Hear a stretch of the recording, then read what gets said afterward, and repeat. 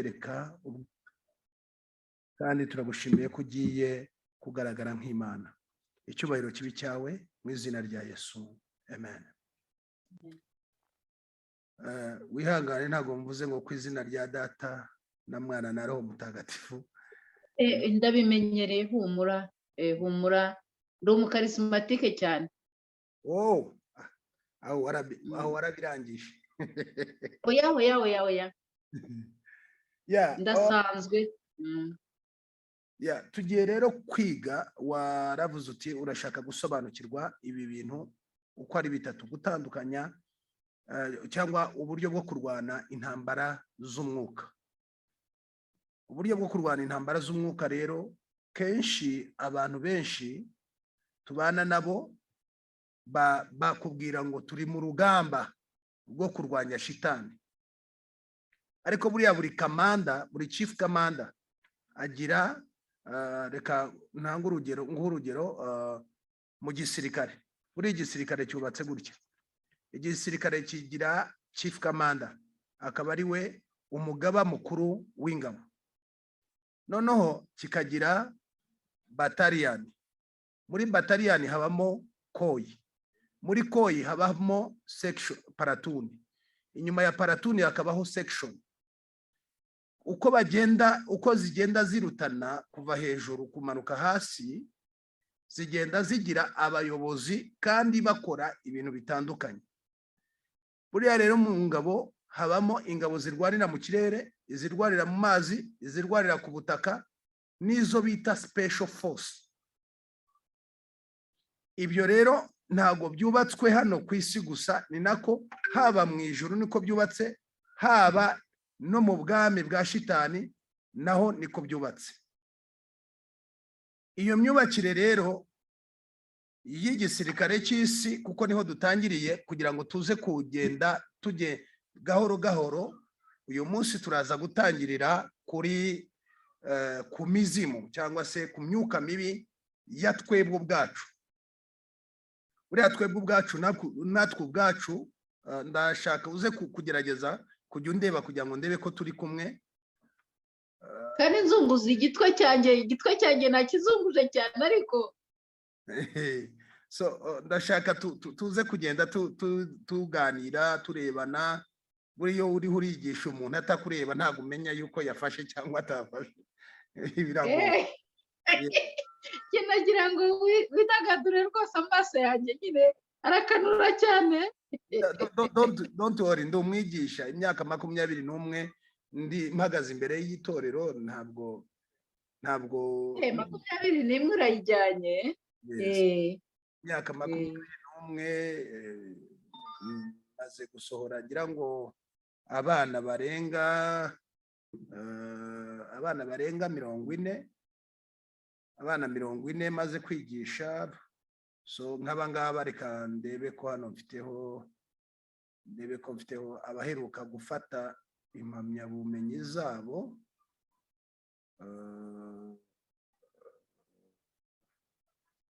Abaheruka niba ari itariki zingahe,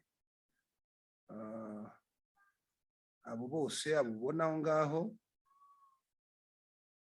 abubona inyuma yanjye bafashe diplome zabo muri uyu mwaka. Bose mwamara kusoma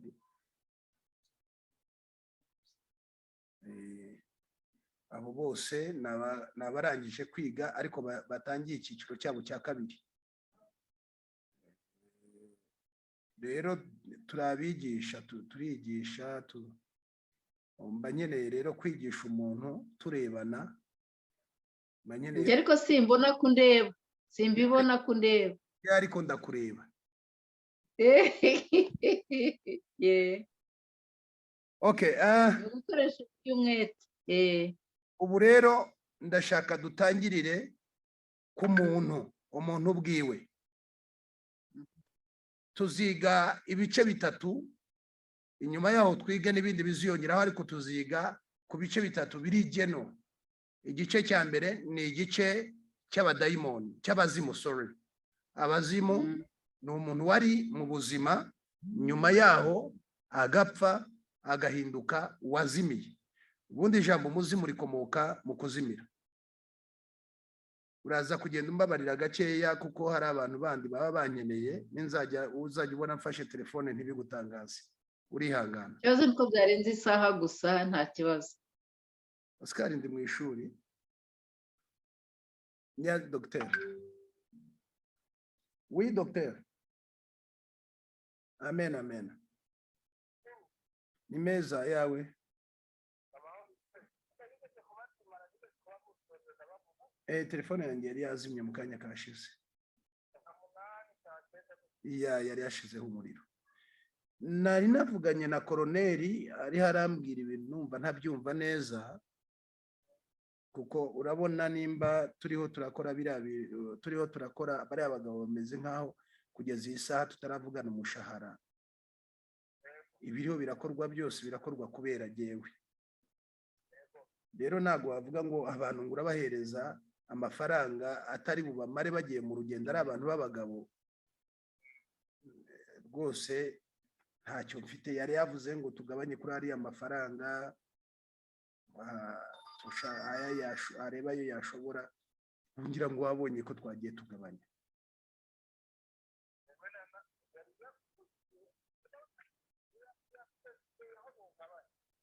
Oya ntabwo yavuze ngo niba yavuze ngo tugabanye ku byo kurya sinibuka ahantu yavuze rwose.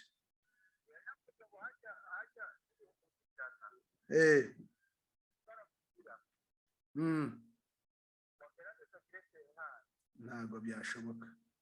Nawe urabizi abantu baba muri Kampala, iyo umuntu yiriwe muri Kampala ashobora gutahana ikiro cy'inyama, agatahana umugati, agatahana pampa. Urumva?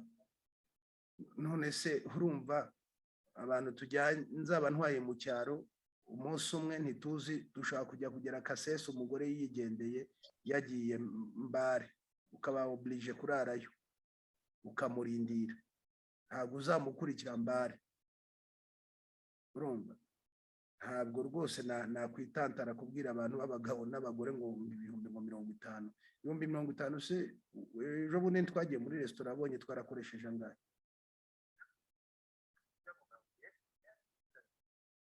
Uriya arashaka kuzankuza isoni aba bana b'abasirikare bafashe uriya mugore akabahereza miliyoni 10 cyangwa 5 bakamurekura kandi ngasigara maramarira imbere ya koroneri. Kandi n'abantu ubafashe neza bashaka kudukorera akazi nta ntuzirimo bakadutwara nk'abantu tuvukana. Urumva? Ariko nutangira kubereka ko ntago gufata miliyoni 2 ngo uzishyire uriho urashaka miliyoni zirenga 300, gufata miliyoni 2 ukazikoresha sinibaza ko ari ikibazo. Ndi mu ishuri, narindi mu ishuri, reka ndangize turavugana. Ariko mubwire yuko rwose bidashoboka, nta muntu ushobora guhaguruka asize amafaranga 50,000 mu rugo iwe agiye kumara iminsi 2 cyangwa 3. Abagabo bishyura amazu, bishyura amazi, bishyura amashanyarazi. Umushahara w'igisirikare koroneri arawuzi nawe. Reba uko mvugana nawe,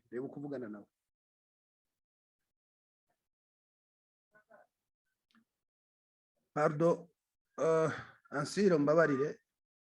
Nta kibazo, komeza rwose. Ngira ngo akangaka tuzagakuramo muri editing.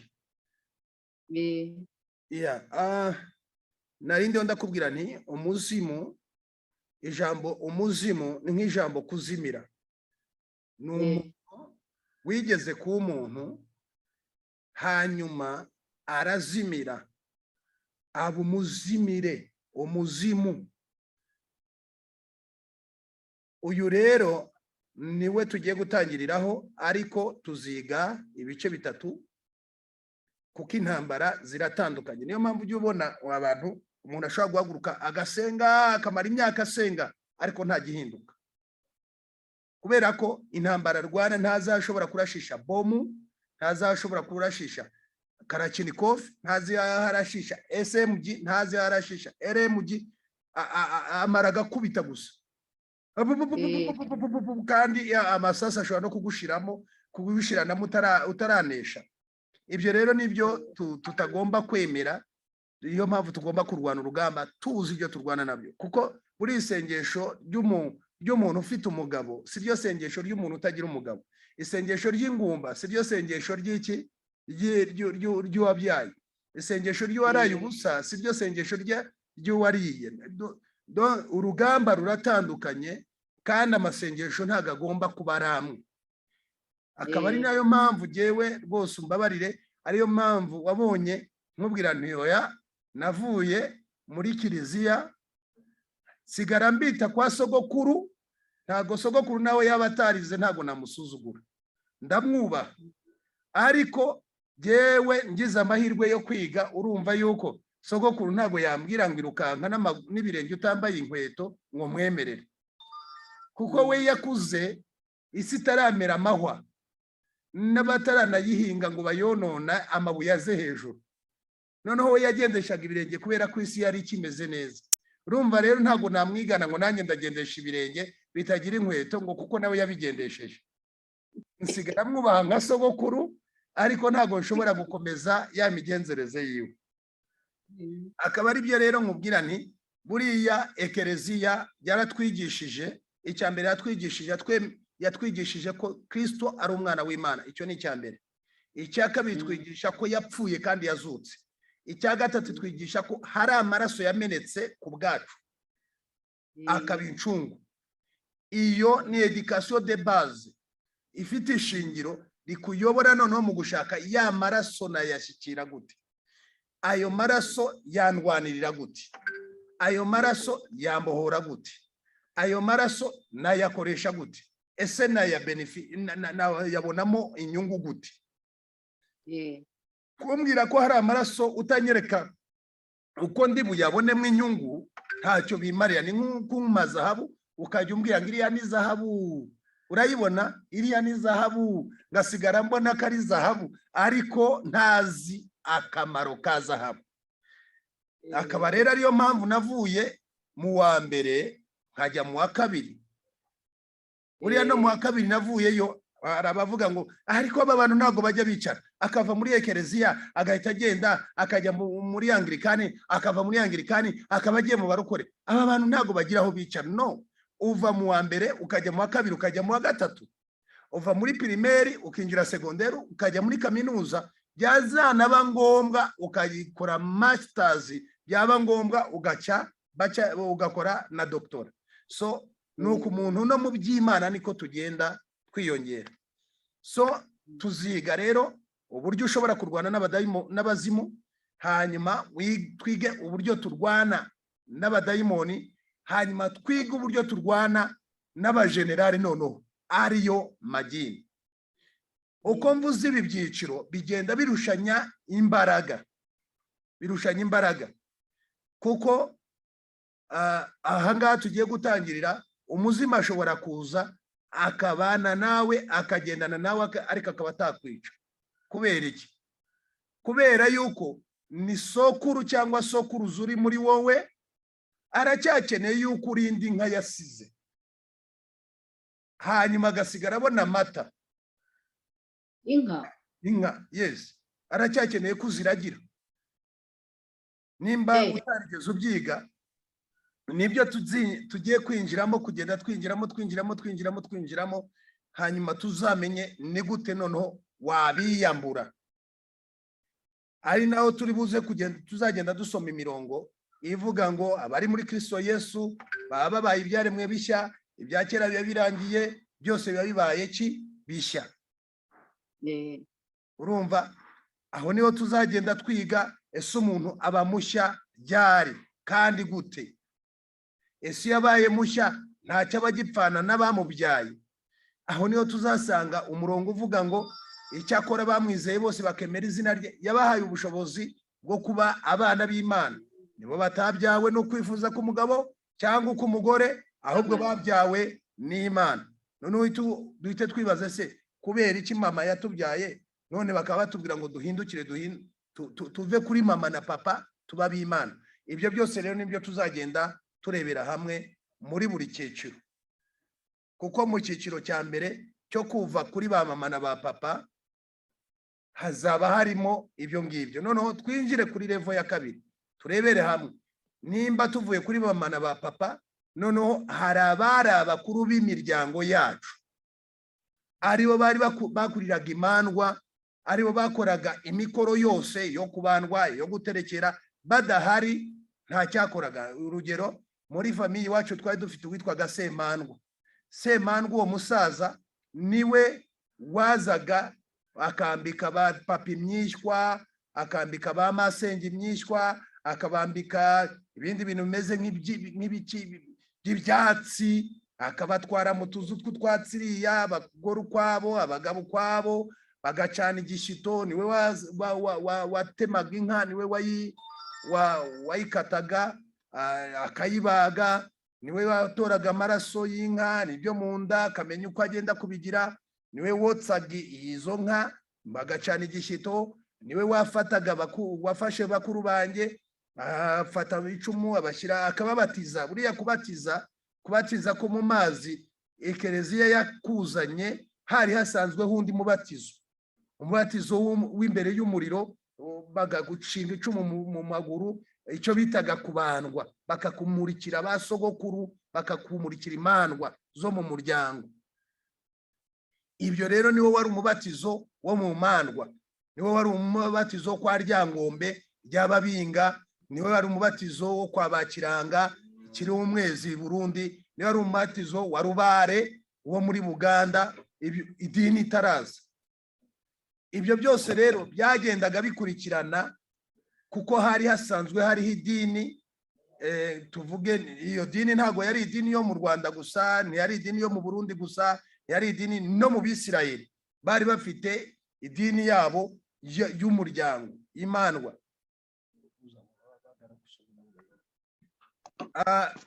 idini yari hari ikora kandi abazungu batuzanira ekereziya basanze abanyarwanda bafite imana yabo ijwi ryagabanutse cyane ijwi ryagabanutse gerageza kuri telefone yawe gerageza kuri telefone yawe kanongereho ubu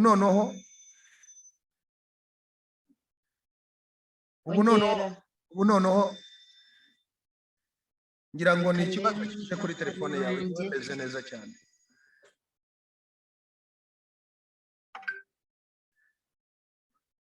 wowe uranyumva neza genda kumva neza nta kibazo reka ndebe ukuntu okay n'ubu uranyumva yes ndakumva neza ijwi sinzi impamvu ryagabanutse umuhungu wanjye yarampamagaye buriya bishobora kuba ari cyo kibiteye yes ijwi ryanjye ngiye nta kibazo na kimwe rifite rwose sinda bigarura gute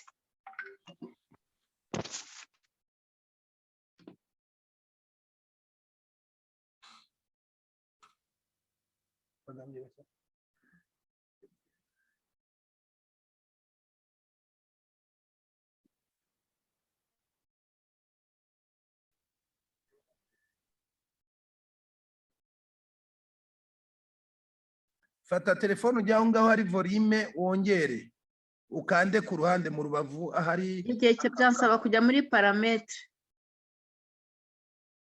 kanjye muri parametre ndebe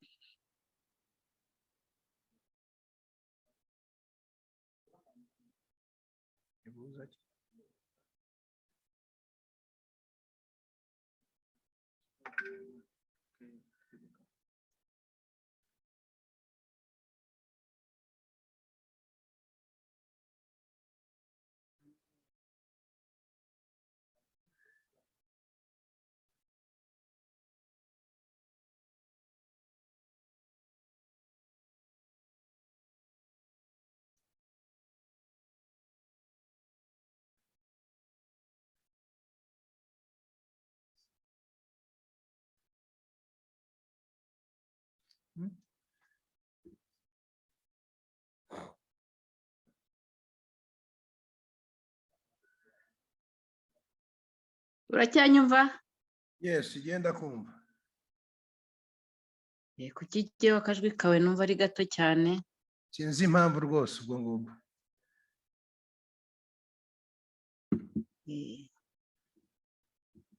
Ndebe muri plus paramètres de réunion.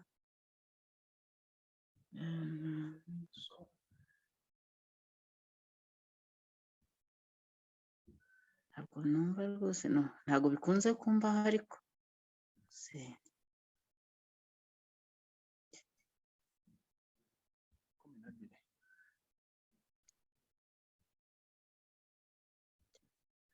twongere turebe. Nshaka kuba sohoka wongere winjire.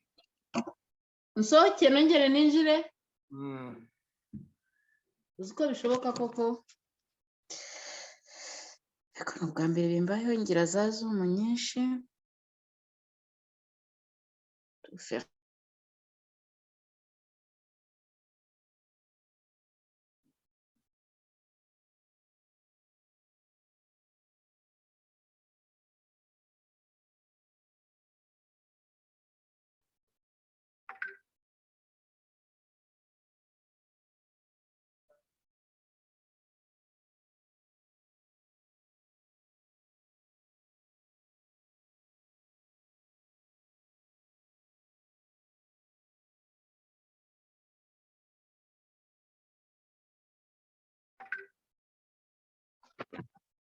Okay, Ugamije ubu noneho ndibaza. kumva none. Okay. Okay. Kubera akanya ari gatoya dufite rero, ndagira ngo tubanze turebe ese koko imyuka mibi ibaho. Iki ni ikibazo kibazwa. Ese Bibiliya ariko nemera kwibaho. Njye nemera kwibaho kuko hari igihe hajya haza ikintu cy'icyuka kimeze nka sufre kinuka nabi, iyo kize nka kirukana kiragenda. Okay. Bimwe mu bimenyetso tuzagenda tubirebera hamwe. Tubanze turebe nimba koko n'ijambo ry'Imana ritubwira ko imyuka mibi ibaho. Turareba mu gitabo cy'Abaefeso. Turajya mu gitabo cy'Abaefeso n'ibice 6 n'umurongo wa 2. Ngira ngo urabireba hano. Oya, nsanzwe nkizi avuga ko tutarwana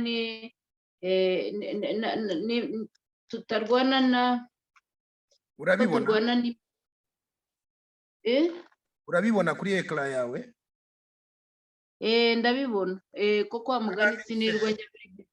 Haranditse kuko tudakirana n'abafite amaraso n'umubiri, ahubwo dukirana n'abatware n'abafite ubushobozi n'abategetsi n'abategeka iyi si y'umwijima n'imyuka mibi y'ahantu ho mu ijuru.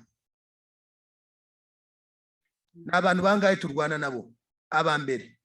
Kuko tutarwana n'abafite amaraso n'umubiri.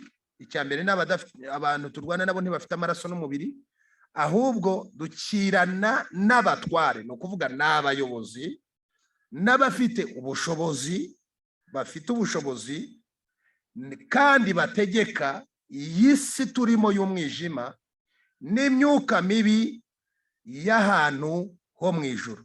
No kuvuga ngo turwana n'abantu bari mu kirere, bari ku butaka, kandi ntago bo bafite inyama n'amaraso. Kuvuga turwana n'abatware, no kuvuga abayobozi. Ibi rero bisobanura iki?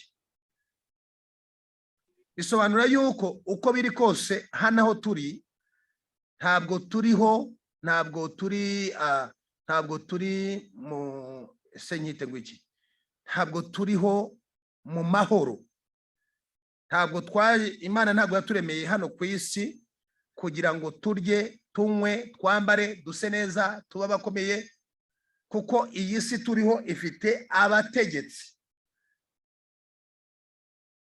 iri niryo jambo rikomeye cyane tugomba kumenya, yuko impamvu turwana, impamvu duhagarara tukavuga, nuko tutarwana n'abafite inyama n'amaraso. Ni ryari rero izo ntambara zitangira? Abo kubera iki badafite inyama n'amaraso? Icya mbere, jewe nari mfite sogokuru, ariko uyu munsi ntabwo ariho. Ukuvuga ntabwo agifite inyama n'amaraso. Noneho umuntu wese cyangwa ikintu cyose kidafite inyama n'amaraso, Bibiliya itubwiye yuko kiba ari umwanzi wacu, kandi kiba gitangiye urugamba hagati yacu nacyo. Nk'uko ubona kuri iyi si turiho n'ubundi ishyari rihari. Ishyari rirahari. Witegereje tugiye mu gitabo cy'Itangiriro, reka mbanze ndebe mu gitabo cy'Itangiriro, tubanze tujye mu gitabo cy'Itangiriro turebe ni iki Imana yaturemeye, mission Imana yaturemeye, sibyo? Tumara kuyimenya turaza kumenya n'ubushobozi dufite. Itangiriro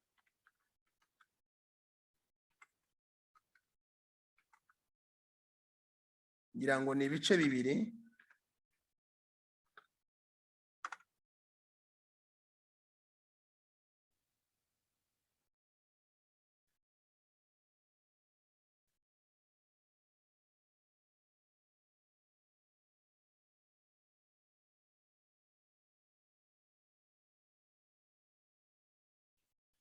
Itangiriro ibice bibiri, turatangirana n'umurongo wa 4.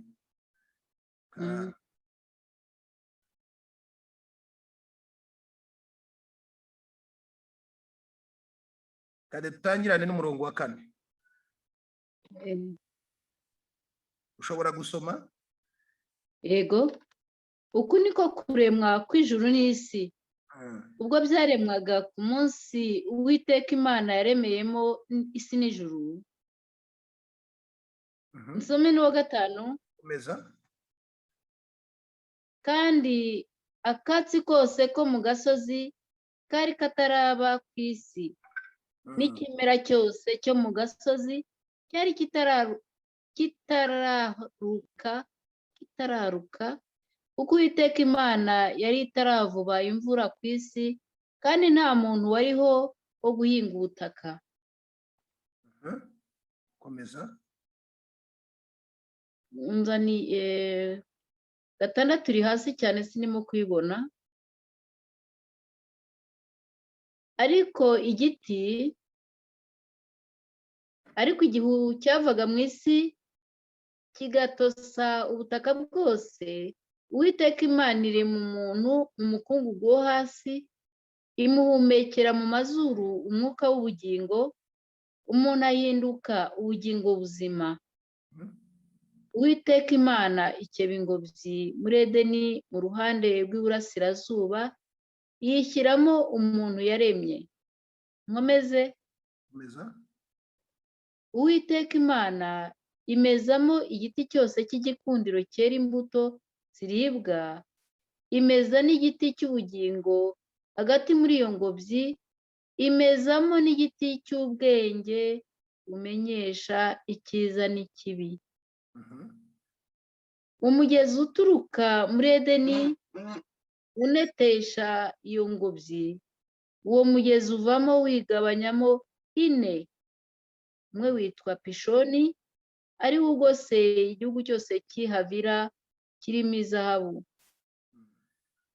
Kandi izahabu yo muri icyo gihugu ni nziza, iyo niho hari ubushishi buva ku giti bwitwa budora n'amabuye yitwa shohamu. Undi witwa Gihoni, ari we ugose igihugu cyose cy'Ikushi. Undi witwa Hidekeru, niwo uca imbere y'igihugu cyitwa Ashuri. Uwo uwa kane witwa Ufurati. Ariko ibyo twarabyize, ndabyibuka. Uwiteka Imana ijyana wa muntu imushyira muri iyo ngobyi yo muri Edeni ngo ahingire ibirimo ayirinde. Ibikomeza simbifite.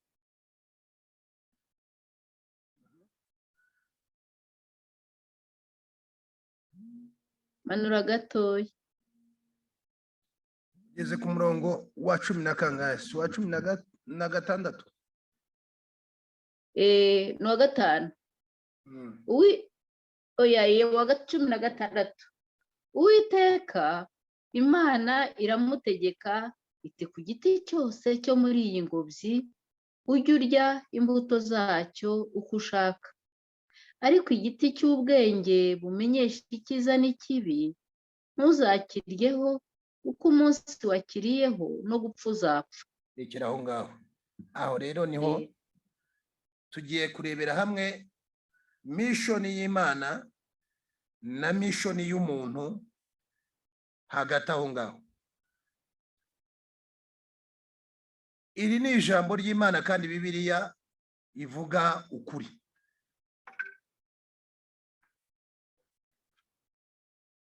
Umwana w'umuntu akimara kuremwa, urabona ko yatangiranye n'intambara hagati ye. Imana yashizeyo intambara. Intambara ya mbere yari iyihe? Yaramubwiye ati ntago nzagusha imvura. Imana yanze icya mbere, Imana ntago yigeze igusha imvura ku butaka kubera ko nta muntu wari uhari wo kubuhinga. Wabuhinge. No kuvuga ngo imvura iriho kubera jewe. Icyo wagitahuye. Wowe udahari ntabwo imvura yakwirirwa igira gute igwa. Icya kabiri, n'ubutaka nabwo bwabayeho kubera wowe kugira ngo ubuhinge. Udahari n'ubutaka ntibwabaho. Yego. Niyo mpamvu ubona uriya mugabo wiriya hakurya yabwigaruriye bwose.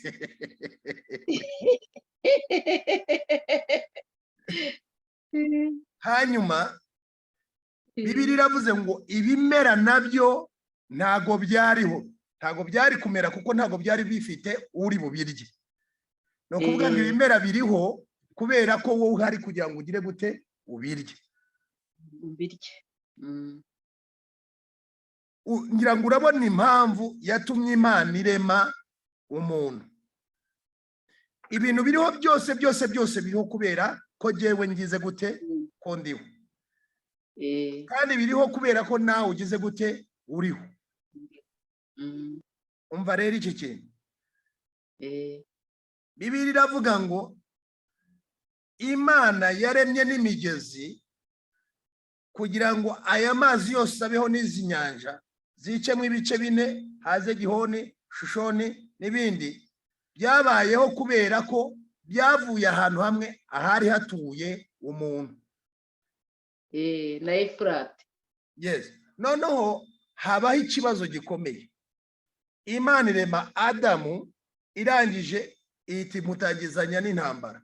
Intambara ni iyi. Iramubwira ati ngwaye byose ariko izamo. Ntuzamenye igiti cy'ubwenge kikumenyesha ikibi n'iki. Ngiki hano utazibeshya. No kuvuga ngo hari intambara yatangiranye na Adamu. Ni iyihe? Intambara ivuga ngo hariho igiti ni cyiza. Icya mbere kimenyesha ubwenge, icya kabiri kimenyesha ikibi, icya gatatu kimenyesha n'icyiza. Ni ukuvuga ngo wanga ukunda kubera ko ushaka icyiza, ugomba no kujya kurebaho. Wasanga uyu munsi bwa mbere ndiyeho hazi icyiza, ahari n'indyaho bwa kabiri niho hazaza ikibi. Ni ukuvuga ngo intambara yatangiye yahise itangira hagati aho ngaho. Adamu yatangiranye n'iki? N'intambara. Ni ukuvuga ngo imyuka mibi yari itaraza, ariko hari umwuka wundi utakwibeshya ngo urenge. Ubwo rero ntabwo dushaka kwiga intambara yo mu buryo bw'umwuka tutarabanza kumenya ese yatangiye ryari. Itangiriro rero riratwereka yuko Adamu yatangiranye n'ikibazo gikomeye, yatangiranye n'ikibazo cyo kugeragezwa cyitwa kwirinda. Nta mwuka mubi wari uhari, ariko yari afite umwuka mubi w'ikintu atagomba gukoraho cyari kiri imbere ye. Ni ukuvuga ngo Imana yatangiranye n'umwana w'umuntu imushyize ku minzani. Uwo munzani rero agomba kurwana nawo, ko yaramubwiye ati ukibeshya uzahita upfa, uzapime ni uguhita urangira, nta bindi bintu. Uzahita umenya no gupfuza, uzahita umenya ikibi, itumenya n'icyiza, ikizakurikira inyuma yo kumenya ikibi n'icyiza ni uguhita ushiraho. Kuvuga ntabwo uzaba wujuje inshingano zanjye jyewe Imana nagize gute, nagwaye gusohoza. Aho rero niho intambara yo mu buryo bw'umwuka itangirira. Adamu afite ibyo kurya byose biruzuye. Ansira afite papa wiwe, ni umudiyakoni muri ekereziya, yarakoraga buri kimwe cyose, ariko afite sekuru wari igikomangoma wagombaga kuba ari ubagira umwami nka, kandi mbere y'uko umwami aryaho bagombaga kubanza kumurikira basekuruza bamusize ku ngoma. Ibyo subizo no kadukomeze. Ntabwo ari Rwanda byabaye gusa. Bibiliya itwereka Saduraka na Meshake na Abedenego bari ibwami. Bibiliya itubwira ngo babazaniraga ibyo kurya byamaze guterekererwa. Ayewe. Baravuga bati twebwe dufite Imana yacu. Saduraka, Meshake na Abedenego nusoma Bibiliya neza mu gitabo cya Daniyeli. Baravuga bati twebwe ntabwo twarya ibyo kurya byabanje kugira gute guterekerezwa. Icyo bita ngo ni inyama intonore.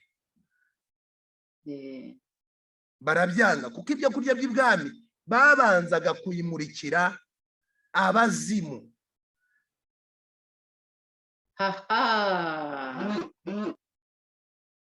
Aho rero tuzahagera, nituzagera ku magini niho uzaryoherwa cyane. N'uyu munsi biracyakorwa. Ntabwo nzaryoherwa ariko naza rombi. Ntuzaryoherwa na rombi, ariko isomo rizaba riryoshye kuko uzaba wiga ibintu ibyo ubona buri mwaka, mu mwaka ubibonaga kabiri, noneho na buri munsi, kuko kugeza kuri uyu munsi hariho amadini akibikora, adashobora kurya inyama batabanje ikintu cyose bagiye kubaga babanza kukivugiraho amagambo bakakirebesha aho Imana yabituye. Ikirwa Imana cyabo kiri. Ibyo tuzabigeraho. Noneho rero intambara yo mu buryo bw'umwuka yatangiranye na Adamu. Imana ikimara kumushyira mu ngobyi iramubwira ngo nguhaye byose, ariko hano hariho icyo utagomba gukoraho. Amubwira ngo hari igiti kimenyesha ikibi n'icyiza. Nusoma Bibiliya tujye mu bice bitatu, uzasanga ko Imana imaze kurema Adamu, imaze kumuha bitatu. Yes. Itangiriro ibice bitatu. Imana imaze kurema Adamu, imaze kumuha ubwo burenganzira bwose, Shitani aravuga ati no, ibi bintu ntago, abwira Imana ati jewe ntago wari gukora ibi bintu tutabanje kubyumvikanaho. The first one, uremye umuntu arasa nawe, none se je nzamupfukamira. Wibuke ko wasomye theology, wasomye theology, wibuke ko Shitani yiswe Shitani nyuma, ubundi yitwaga nde?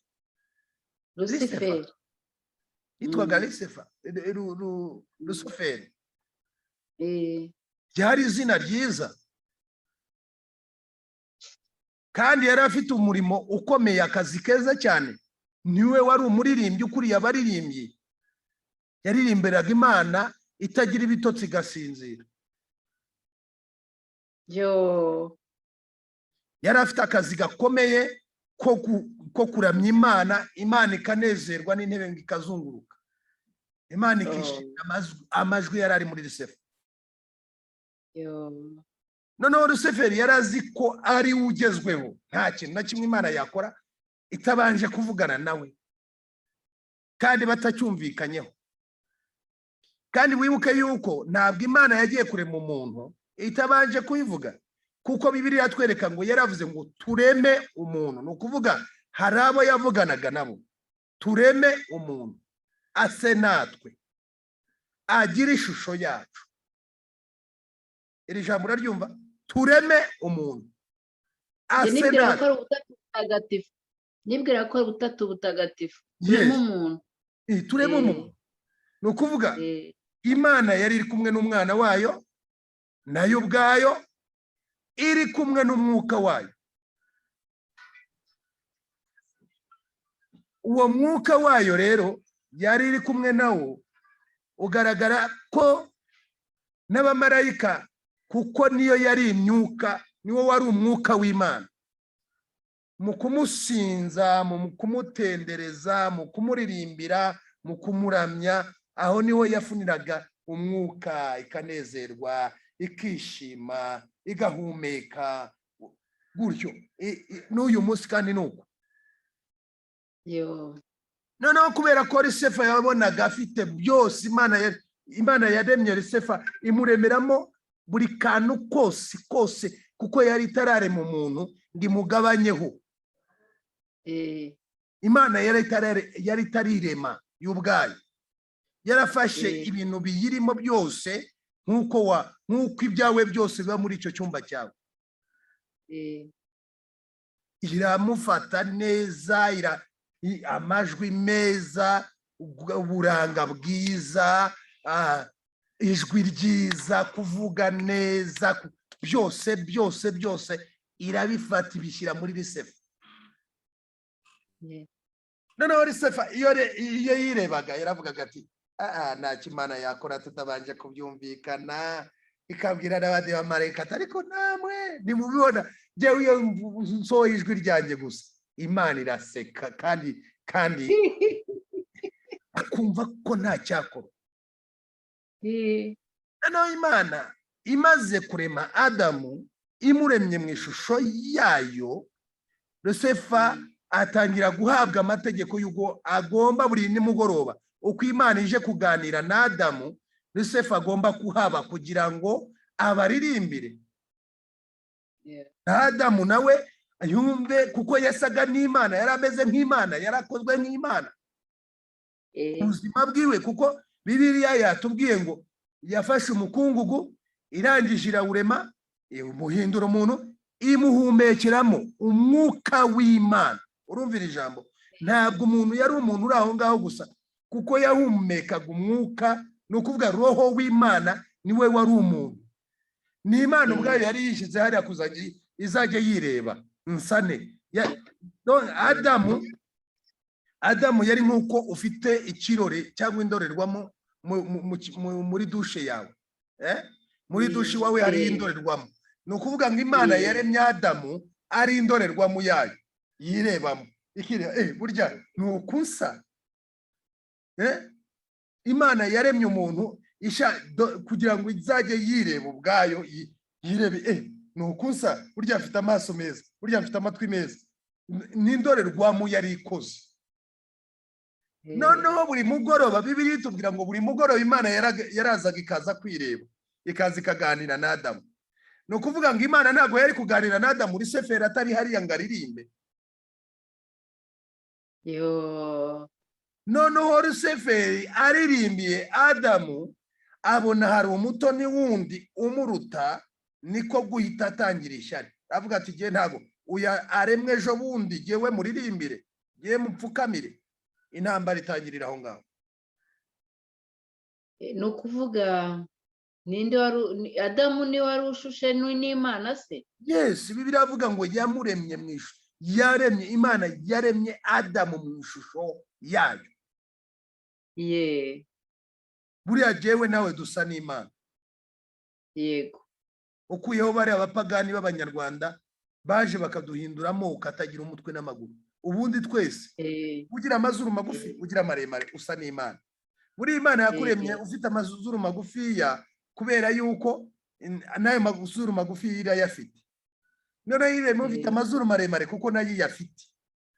Iyo bukeye mu gitondo ishatse ishyiraho manini, mu mugoroba igashyiraho matoya, kugira isa n'umuntu, isana.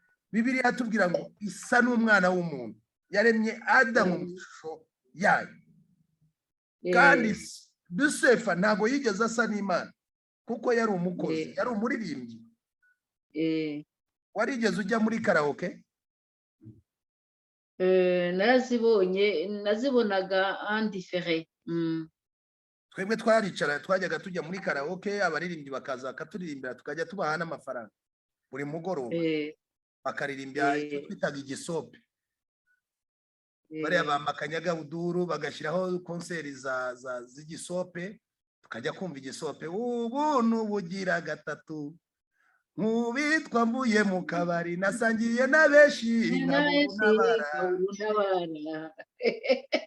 Agera muri bare,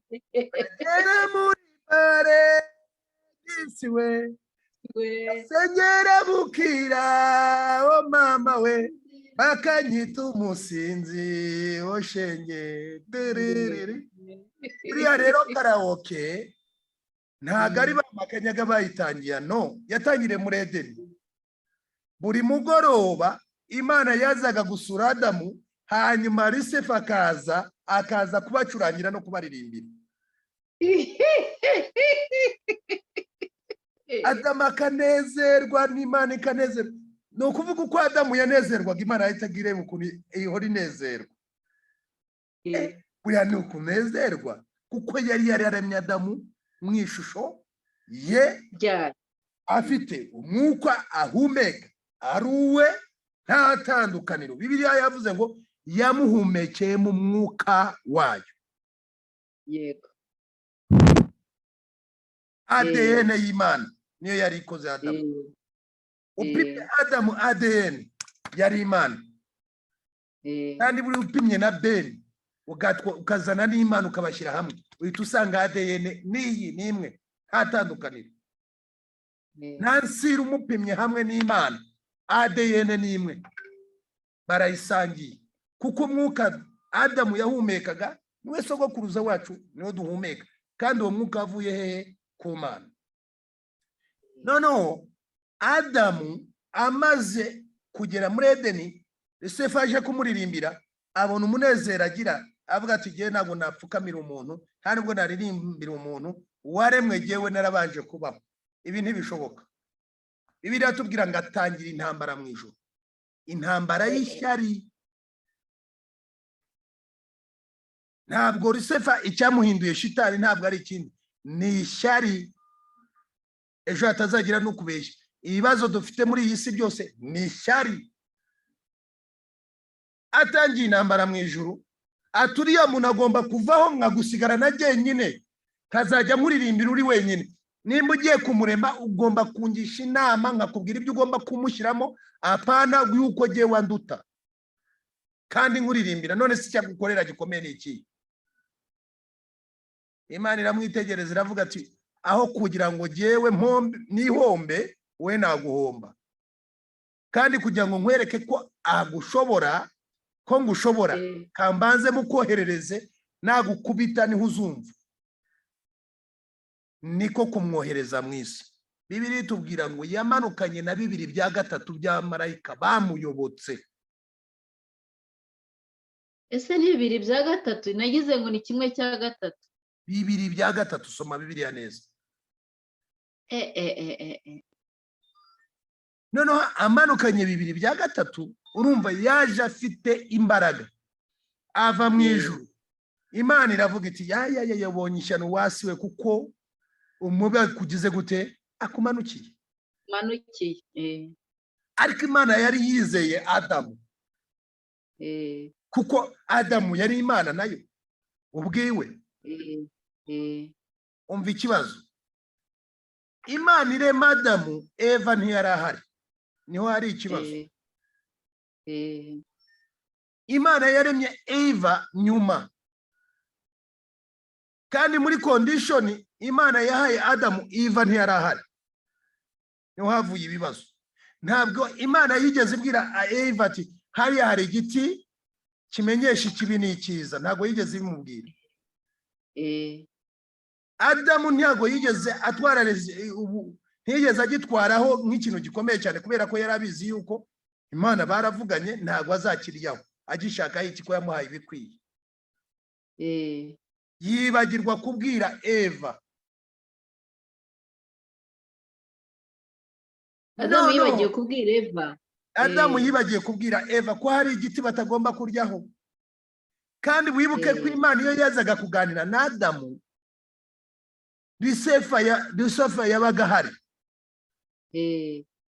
None imana ibwira Adamu biri ari amagambo, Lucifer yari ahari. Imana itarabwira Eva, Lucifer yari yamugezeho kera. Araza aramubwira ati no, buriya rero we hari ikintu utazi. Kubera ko imana ibibwira Adamu, Eva atari ahari, Lucifer wafata umwanzuro wo kuza kubibwira Eva. Aramubwira ati buriya rero we hari icyo utaramenya. Hano muri iyi gardenism mubamo, urabona ko habamo ibintu biryoshye kandi byinshi. Imana hari ikintu yabahishe.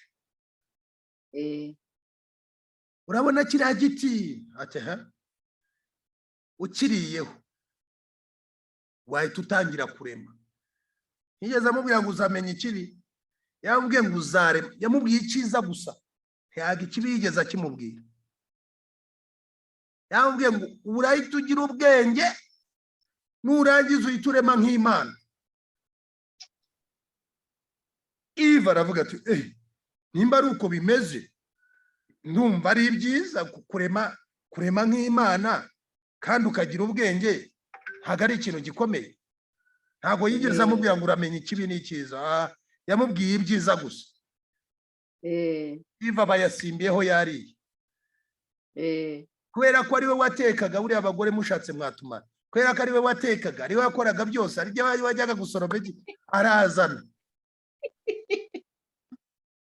Adamu ntiyigeze atekereza, yari azi yuko uko imana yabimubwiye ikimurema, yari azi yuko yavuye mu bitotsi agasanga Eva ari aho ngaho, nawe yaba yarabonye iriya condition, iby'Imana yamubujije ashobora kuba nawe yarabigize gute, kuko atarazi uko Eva yaje. Imana ntivuga cyane. Imana hari iraceceka kenshi, ushobora no gusenga imyaka n'imyaka ikabyihorera. Ibyo yakubwiye cya gihe ikabizi yuko ubizi ari nabyo izasohoza.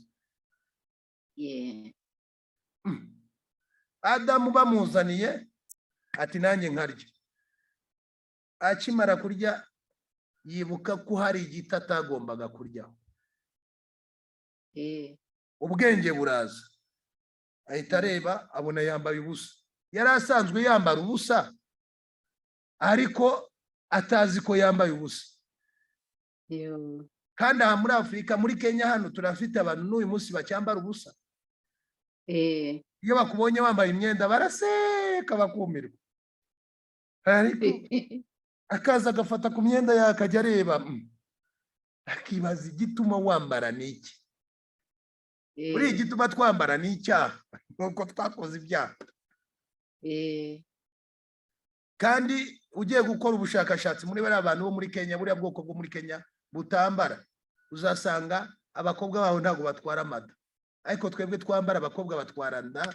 Sida igiye kutumara, kandi twirirwa twambaye. Sida ariko jyewe sinyibona, ntabwo bigaragara. Twebwe nta muntu njya mbona ngo mbone ko afite sida. Ntabwo uyibona, ariko abenshi irabica kandi irahari. Ni indwara yandurira mu kwambara ubusa. Ni indwara yandurira mu kwambara ubusa. ngo ni indwara yandurira mu kwambara ubusa. mu busambanyi. Yes. Adamu akimara kurya ngabona ahita arafunguka amaso abona yambaye ubusa, arebye Eva nabona ntacyambaye. Ni ukuvuga ngo ubwiza bw'Imana bwari bumuvuyeho, yumviye irindi jwi ritari rya rindi. Intambara rero itangirira aho ngaho noneho yo mu buryo bw'umwuka. Bibiliya avuga ngo Adamu ariruka ajya kwihisha. Nimugoroba nk'uko Imana yari isanzwe ibikora, yazaga ngo kuganira nawe, ije isanga umutipe yabuze yirutse. Imana yari ibizi yuko iyo erero iryo kosa ryo kutabwira Eva ryari ryabaye. Ntaho turabona Bibiliya itubwira ngo Imana ngo yari ibizi. Bibiliya itubwira ngo yaje nimugoroba ku gicamunsi nk'uko yari isanzwe iza kuganira nabo. Ihageze kureba mushuti wayo, inshuti yayo cyane, asanga ngo yihishe. Yabwira ati ntaho unyihisha, aho ngaho n'igihe naharemye n'ubundi n'iwanjye, ijisho ryanjye rirakureba, vayo. Ngo arangije yiremera ubucocera, atangira guhisha hahandi, atangira kugira iki. Ni nayo mpamvu abantu muri teoloji bijya bibashobera bati wasanga ari biriya bintu yakoze, ariko ntabwo biri twereka ngo nibyo yakoze. Aho rero niho intambara itangirira hagati y'Adamu na Lucifer n'Imana.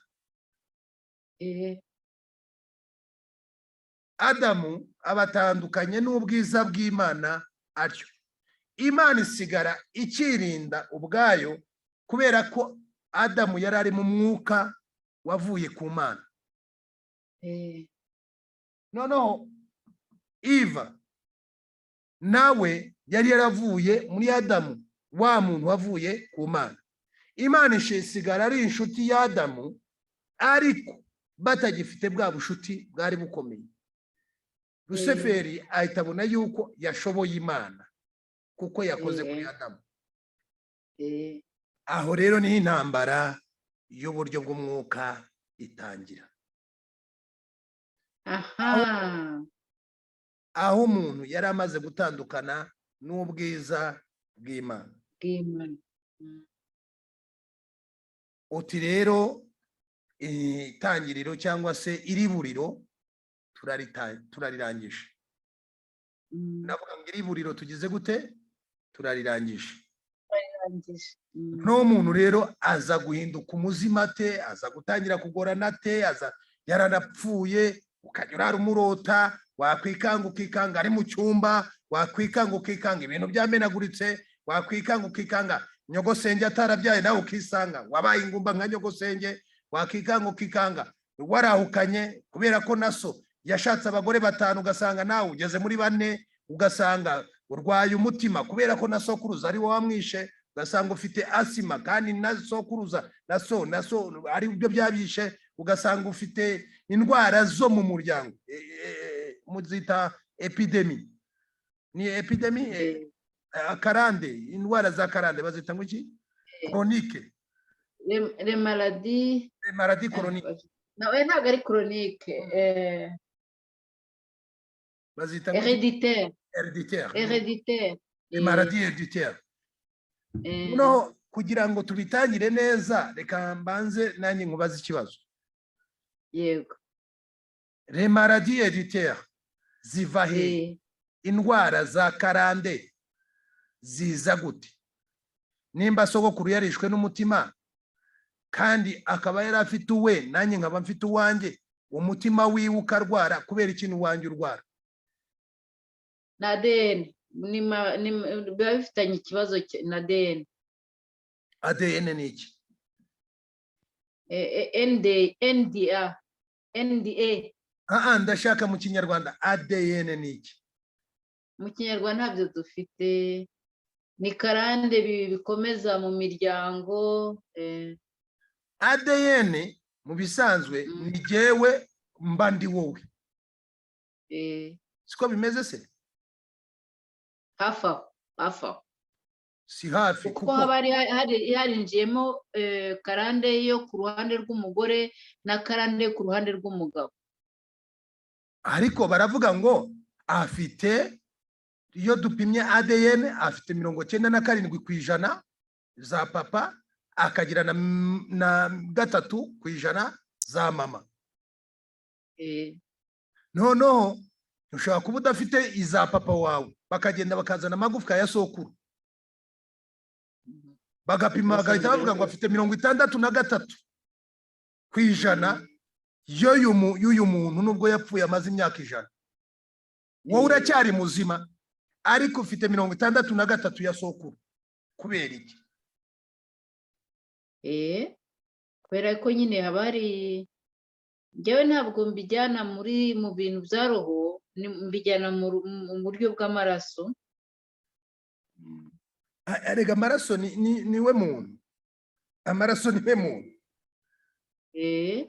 Kuko baranavuga ngo burya ngo chimpanzee ngo ifite aho ihurira n'umuntu ngo hafi 90%. I don't know, kuko hari abashakashatsi bakoze icyo kintu kandi b'abakozi b'Imana, inyuma y'uko havumbutse abantu bavuga y'uko ngo umuntu yabyawe cyangwa yabakomoka kuri chimpanzee, ku ngagi. N'ingagi bakomoka ku ngagi ngo kubera ko zifite amaboko ngo zikagira ibintu bitagira aho bihuriye. Hanyuma bajya gukora ubushakashatsi basanga amaraso ya chimpanzee n'ay'igikoko rwose ntahahuriye n'ay'umuntu. Nanjye sinjya mbyemera. Amaraso y'igikoko ntasanagirana n'ay'umuntu. Yari umugabo wabishatse kubincengezamo, ndamubwira numva rero twumvikane duhagarikira aho ngaho amahane. Wowe ufite amaraso y'ingagi, ngewe mfite ay'umuntu. Nge ntacyo. None se wagira amaraso y'ingagi waba ufite amahirwe? Imbaraga zirangagi zigira, speed zigira, ari umwana w'umuntu ubifite. Uzi ukuntu ziranga mu gasozi kandi bakatungwa n'ibiti n'imizi n'ibiki byose. Ariko se hari umwana w'umuntu ushobora kurya umuzi w'igiti akamara kabiri? Ntabwo bishoboka. Bishoboka. Kandi kugira ngo urye nari amaraso nyine. ADN niyo iguhereza n'ibyo urya. Groupe sange yawe niyo iguhereza nimba ushobora kurya amagi ntagire icyo agutwara.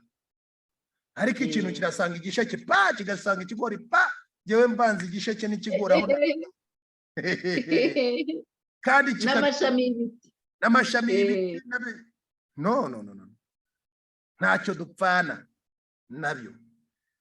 Rero kugeza turumvikana pe. Noneho rero aho turiho turajya nyahangaha, ni papa cyangwa ni sogokuru muri jewe. Ayo abantu bandebye kenshi aravuga ngo ashaka umeze nka so. Yakoraga ibiso, yahuzaga n'abandi, so yakoraga n'ibyo atizeye, wasangaga yabikoze neza no kuruta babyize. So urumva undi akaza ati wowe ufite umugisha nk'uwa sokuru. Ese gute? Ati sokuru yinjiye hano muri Buganda adafite n'ifaranga iri, yinjira muri Buganda atagira inkiyi, atariko inka ukuntu zaje, ati naka yamugabiye inka imwe nakamugabira indi.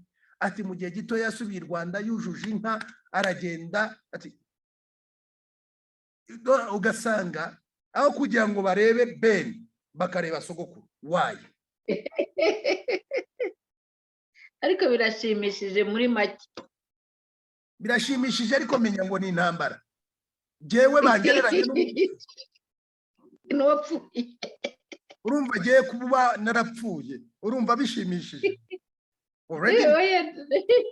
Ariko ni byiza kugereranywa n'ibyiza abasokuruza bakoraga byiza. hari ibyiza ariko hari n'ibishobora kunkurikirana. None se reka nkubaze, uvuze ngo asa na sogokuru hanyuma bikanshimisha, bikanshimisha kandi yewe ntashaka kurongora abagore 6, ariko ukambwira ko karagiteri zanjye ari kimwe na sogokuruza wenda. Ushobora gusenga iryo rari rikagenda.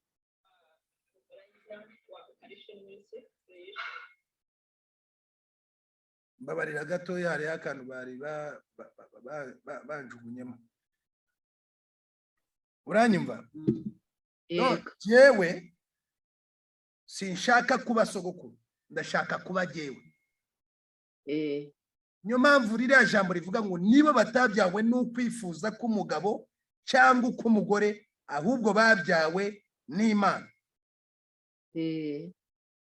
Kuko nimba sogokuru, kankubarira abagore sogokuru yarongoye. Yarongoye umugore wa mbere, yamurongoreye i Nyanza. Yitwaga nimba, ntago ndi buvuga amazina kugira ngo oya. Wambwiye ko Rufiriri ari mu muryango wawe? Rufiri ni sogokuru. Niba ari sogokuru rero, mu muryango wawe babitaga abiru. Yego, yari umwiru. Yari umwiru. sogokuru yarongoye umugore wa mbere i Nyanza, Rwabicuma. Ahavuye ajya mu kibika cyabikaga amabanga y'umwami ahitwaga i Nyabisindu, aharongora umugore wa kabiri. Avayo araza Agisazange, aharongora umugore wa gatatu. Avayo ajya i Rusatira ahitwaga i Mahembe, aharongora umugore wa kane. Aza Bugande, aza Mbarara mu bice bya za Bushenyi, aharongora undi mugore. Ese bwa Nyabushungezi, niba ari Nyabushungezi urahazi? Nyabweshongozi ndahazi. Avayo, mama yambwiye ko yahabaye. Avayo araza ageze iyo ngiyo, iyo bitaga Mutukura, naho aharongora undi. ubwo arabyara. Avayo agaruka i Rwanda,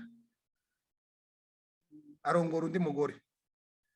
Abagore 3 banyuma bose bari hano muri Bugande. Nta n'umwe nzi. Abana yababyayemo ba masenge, kuko yabyaye abakobwa gusa. Umuhungu yabyaye yari umwe, yari data. Abana yabyaye bose ba masenge simbazi. Abari hano muri Buganda. Ab'i Rwanda nzi bake. Sobanura ngo nshobora kwibeshya ngasanga twararongoranye. Ibyo rero ubwo nguhaye bene ubwo buhamya. Ubwo na papa urabizi yakoze muri CCF Borne Fondone.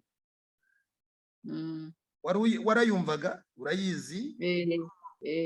Muri Save Saint Paul bubakira abapfakazi, bubakira imfubyi, bazifasha. Hari aho yajyaga kwirukana. muri abo bagore si ubwo ngubwo yarabafashaga gusa cyangwa n'abateraga imbere? Ndiyo ndakubwira ko yirukanaga n'imbeba mu nzu barangije kubaka.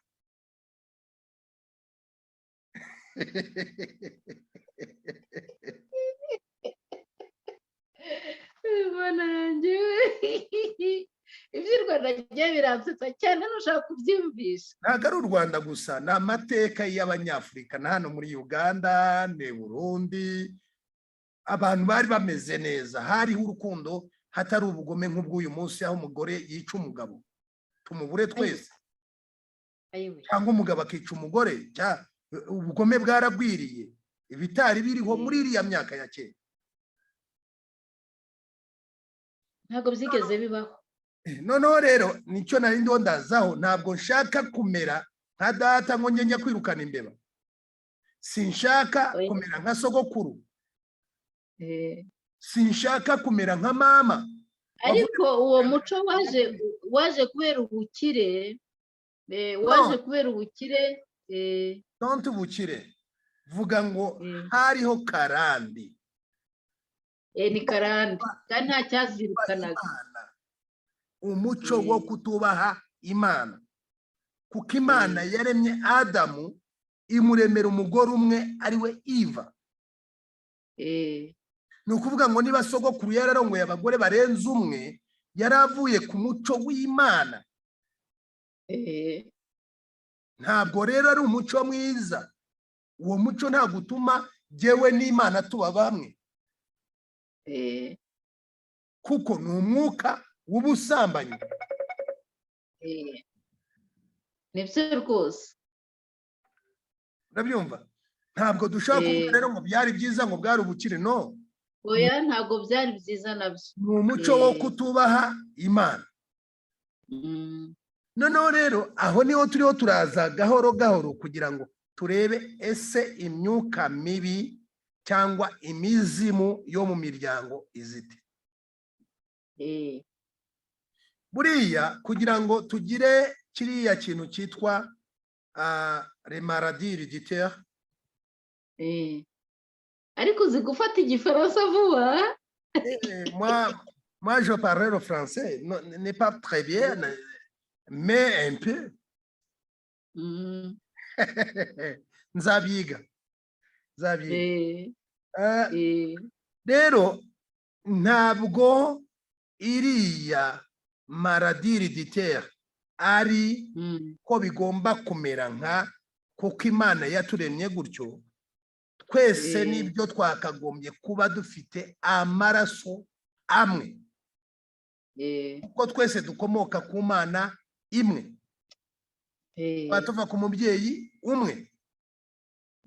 Ariko inyuma yo gukora ibyaha twatandukanye, n'ubwo bwiza bw'Imana nicyo cyatuzaniye kutagira ntuzimwe.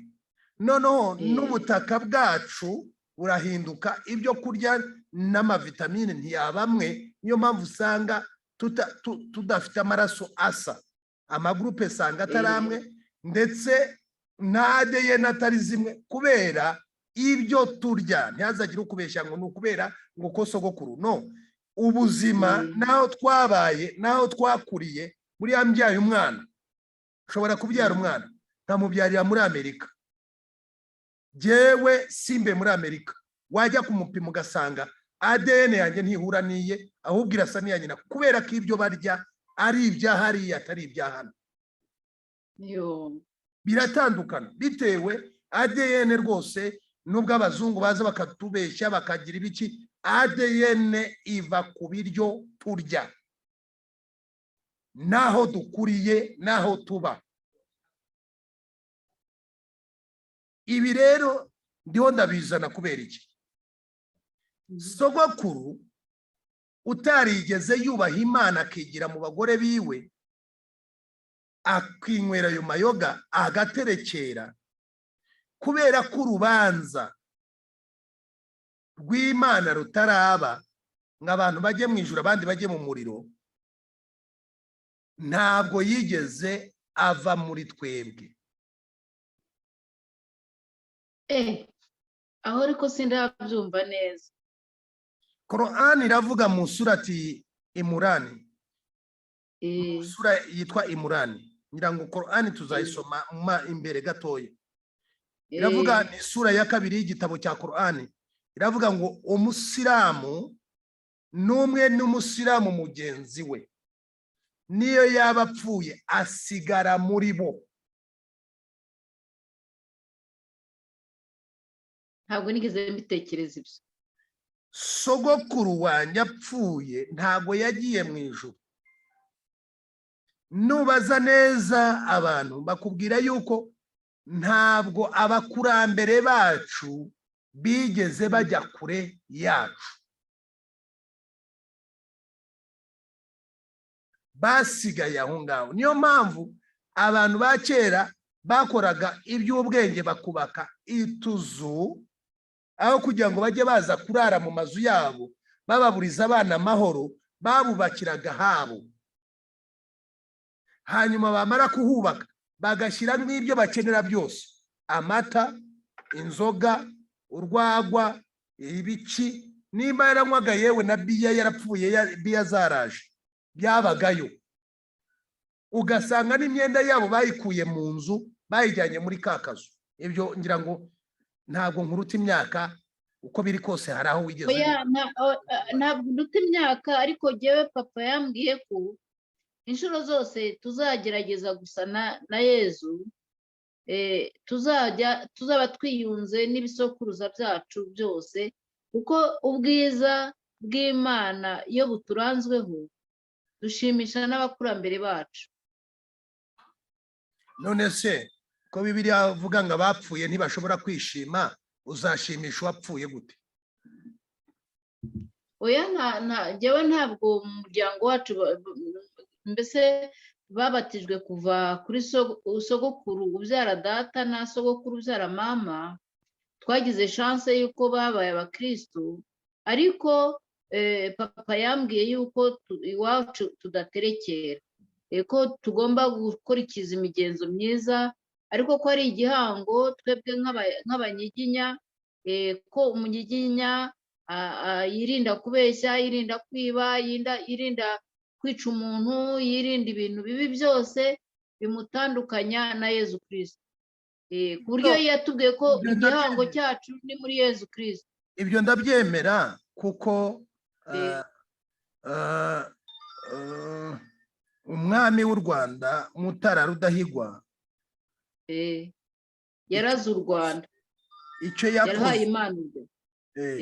icyo yakoze kugira ngo tugire amahoro nuko yafashe ibinyambarabami ibyakoreshwaga mu guterekera, hanyuma akabiterura akabijyana i Nyanza akabihereza Kristo umwami, akamubwira ati u Rwanda ndushyize mu biganza byawe Kristo umwami w'abandi. Ariko ibyo ntago bidukuraho karande kadukurikiye. Uranyumva neza? Ntago bikuraho intambara zo mu buryo bw'umwuka, kuko iyaba zaravuyeho abanyiginya bakagombye kuba bari mu gihugu. Abanyiginya bagombye, twakagombye kuba turi mu gihugu, twakagombye kuba tugifite ubwami. Nimba ubwami twari tubuhaye Kristo umwami, yari kuturinda tugakomeza tuyobora. Uranyumva neza? N'ubundi dukomeze, ibyo uvuga n'ibyo ndabyemera, ariko sinzi ibyo twize mu Kinyarwanda kera mu mashuri makuru, yuko habagaho abajya kuba mu misozi, abeza ngo bajyaga kuba mu misozi, abandi bakajya ikuzimu. Yewe rero ibyo ngibyo urumva ko nabo bagerageje kubivuga. None se umuntu mwiza yaba ikuzimu cyangwa yaba mu ijuru? Aba mu ijuru nyine, yaba mu ijuru ubundi. None se ntubona yuko bakubwiye ngo abo beza bajya ikuzimu? Nicyo cya kindi ababi bajya ikuzimu, ababi bajya ikuzimu, abeza bakajya mu misozi. Uretse ko jyewe ntabwo ibyo nabyigishijwe na papa. No, theology izatwigisha byinshi, kandi intambara zo mu buryo bw'umwuka zitandukanye n'ibitekerezo by'abantu. Ariko jyewe mu by'ukuri jyewe nta kibazo mfitanye n'abakurambere, kubera ko nshinzwe gukora amasengesho buri gihe, iyo kugira ngo amaraso ya Yezu Kristo bamanukireho buri gihe. icyo tuzakigeraho nacyo, icyo tuzakigeraho, icyo twitaga purigatori. Oya Bita roho ziri muri purigatori zitegereje ababarirwa bivanye n'amasengesho y'abantu basigaye mu isi babasengera. Si cyo ushaka kuvuga? Icyo tuzakiga rwose inyuma yo kumenya izi ntambara. Tuziga purigatori ni iki. oya nyine nta kintu mbiziho rwose, ndabikeneye kubimenya, nta kintu mbiziho. Reka nkubwire ukuri ko nagize amahirwe Imana yangiriye neza, nagize amahirwe yo kwiga teoloji y'aba protestant, igira amahirwe yo kwiga teoloji y'amadini. Noneho muri teoloji y'amadini niho nigiye Qur'ani. Natwe twabyizeho gatoya, ariko birahagije kugira ngo tube twakubaha abayisilamu bakisobanura tukamenya n'aho biganisha. Jewe mfite amahirwe yuko nize Qur'ani kuva mu sura al-Fatiha kugera mu sura ya nyuma. Ngira amahirwe yo kwandika igitabo cyitwa Allah wa Qur'ani siyo mana ya Bibiliya. Ara ni ikigirwamana buriya, kandi na Yesu Kristo siwe muhanuzi Isa wo mu bayisilamu. urakoze, ntabwo ibyo nari mbizi. Ibyo nabyo tuzabyiga. Ko abayisilamu jewe ku giti cyanjye mfite ikintu nakita yuko numva ari ubwoko bw'idini ritava ku Mana. Ndagomba kukumenyesha rero ko wowe uri umumisiyoneri wo kubabwiriza ubutumwa bwiza kugira ngo bazemere ko Yesu Kristo ari umwana w'Imana kandi yaje gucungura isi. Aho rero niho batandukaniye na Isa. Kandi icya kabiri tuzakiga, turacyari mu ntangamarara niko abarundi babyita. Tuzakwigira hamwe uburyo Allah wa Qur'an atandukanye n'Imana ya Bibiliya. Ntabwo itandukaniro rya mbere nuko Imana ya Bibiliya ifite umwana wayo Yesu Kristo. Allah wa Qur'an ntabyarwa nta n'icyo asa nacyo. Kandi Imana ya Bibiliya yaremye umuntu mu ishusho yayo. Niki ariko uzi kwigisha neza cyane, utanga ifatiro, warangiza ukazana ingero, warangiza ukazana nyine n'ibi bintu tudasobanukiwe neza, genda bikuze nkunze ukuntu wigisha. Urakoze cyane, Imana igombuye. So tuzagenda twiga, tuziga byinshi. Ufite n'abandi bantu rwose bashaka kwiga, wabahamagara, ndakwemereye. Buri wa gatatu tukazajya twigira hamwe, tukareba, tugahana ubwenge. Ntabwo jewe nakwigisha kuko sinzi byose, hari ibyo uzi nanjye hari ibyo nzi, tuzagerageza kwigishanya. Kugeza ubu nta kintu uravuga kimbangamiye, kuko ikintu nashoboye guhabwa n'Imana nanjye ni aho mpagaze ntabwo ushobora kujya mu buyobe. Uko byagenda kose sinshobora kujya mu buyobe. Gere biranshimisha nanjye. Kugira ngo rero nari ndiho ndaguha itangiriro cyangwa se iriburiro rya bimwe mu byo tuziga n'ibyo tugomba kwitaho. Nimvuga ngo turarwana na dayimoni, nimvuga ngo turarwana n'abazimu, nimvuga ngo turarwana n'amagini, nimvuga ngo turarwana n'imyuka mibi y'ahantu ho mu kirere y'Abamedi n'Abaperesi Bibiliya yagiye bavugaho, tuzagenda tureba ibimenyetso bibaranga. Ibimenyetso biranga buri ntambara. Ese muri aba bazimu bacu bo tuvuga, ni iki gituma umuntu umusanga adashobora kuva ku itabi kandi ashaka kurivaho, ariko ugasanga ryaramunaniye? Tuzareba impamvu. Niko nshobora kugusetsa, nshobora kugusetsa reka No ngusetse rero sokuru yitwaga Rwiyamwa noneho abapadiri baje mu 1916 ariko bagera i Rwamagana muri 18. noneho sogokuru baramwigisha n'umuryango we baramwigisha noneho afata izina rya Petero nyine kuko ari we mukuru w'intumwa. noneho abandi nabo bafata amazina Yohani gutyo Paul Barinaba. noneho rero muri 24 Petero Rwiyamwa ararwara byenda gupfa rwose nyine yenda gupfa bahamagara padiri ngo amuhe amasakaramentu. noneho rero nyine araza padiri araza ati noneho kwa kundi batanga isakaramentu ry'abarwayi nuko rero Petero abamarayika bakujyane mu ijuru. sokuru ati batujyane nawe patiri. icyo gihe bavugaga patiri abantu bari aho nyine baragaya papa bibwiraga ati rwose umusaza yanze gupfa ndakubwiza ukuri ati sinshaka kugenda njyenyine ati tujyane nawe padiri.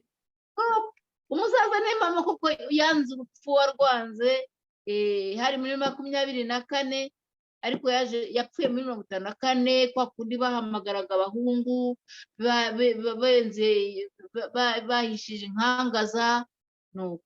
ubwo ikintu nagusetsagaho ni ukuntu bafataga urupfu. umuzungu arambwiye ngo ni ingoro bamarayika bakujyane mu ijuru. ariko kubera iki wasigara naze tujyane nimba ari heza cyane. yapfuye muri 54 rero yiteguye abahungu bamuhamiriza banywa inkangaza bagira bate. ubwo njye nari ntaravuka ni papa bimbwiraga ariko abaturage bo baravugaga ngo Petero rwose ngo baradukabirije. ubwo urumva rero nyine yuko ubukristo bwo mu Rwanda bwajyanaga kandi we yahoze aragurira Musinga yaraguzaga umutwe.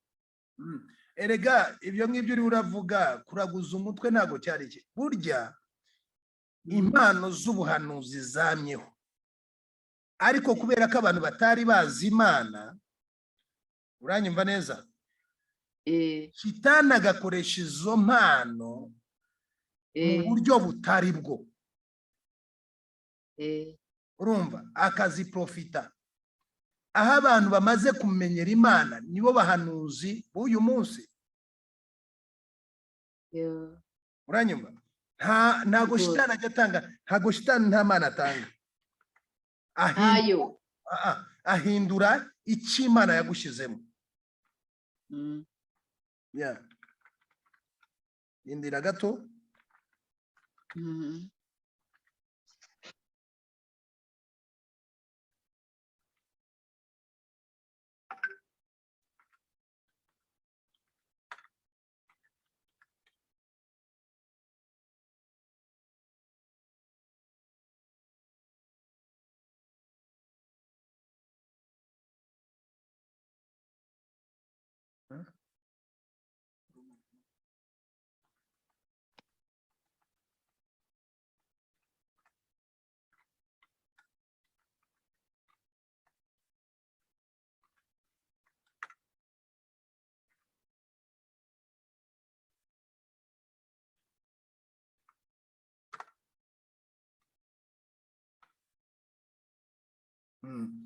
ndiho ndagerageza kugira ngo turebe ese Bibiliya ivuga iki ku bapfuye.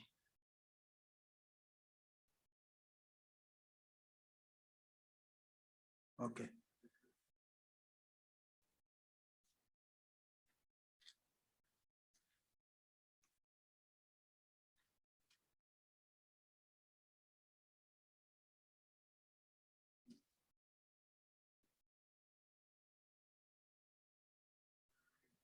Okay.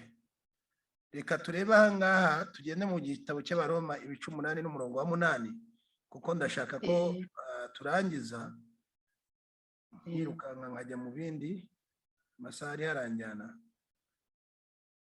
Bibaye ryari? Bimaze kuba saa 2:43.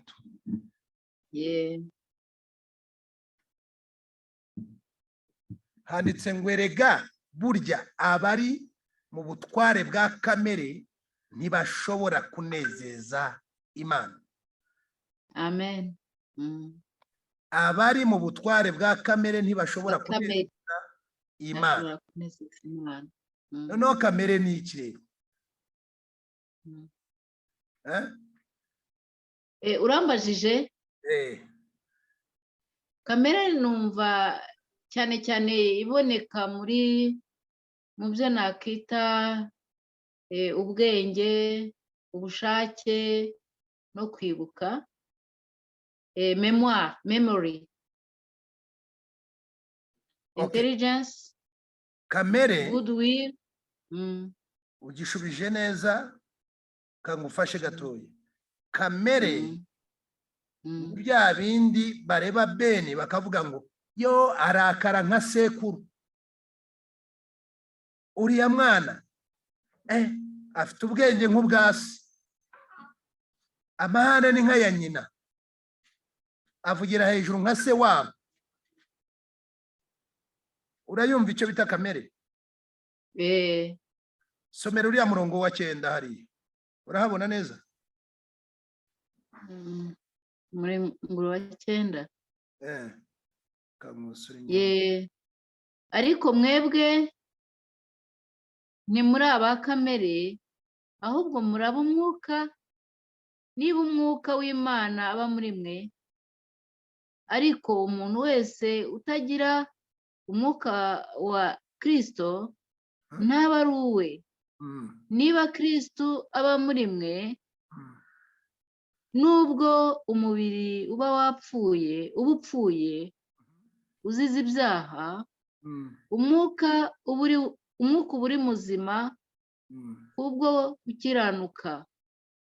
Ariko niba umwuka w'iyazuye Yesu aba muri mwe, yazuye Kristo Yesu, izazura n'imibiri yanyu ipfa kubw'umwuka wayo uba muri mwe. Ipfa kubw'umwuka iba muri mwe. Kubw'umwuka wayo uba muri mwe. Twari mu gitabo cy'Itangiriro aho twatangiye tuvuga ngo maze muhumekeramo umwuka wayo. Hano ravuze ngo niba umwuka w'Imana uba muri mwe. Aya rero niyo magambo ushaka ko turangirizaho kuri uyu mugoroba. Yego. Hanyuma yaba ngombwa. Ariko niba umwuka w'iyazuye Yesu aba muri mwe, iyazuye Kristo Yesu izazura n'imibiri yanyu ipfa ubw'umwuka wayo uba muri mwe. Aho niho numva bikomeye kame mu kubyumva. Ntabwo ari kubw'umwuka wa Yesu dupfa. Ntabwo Yesu ari umwuka.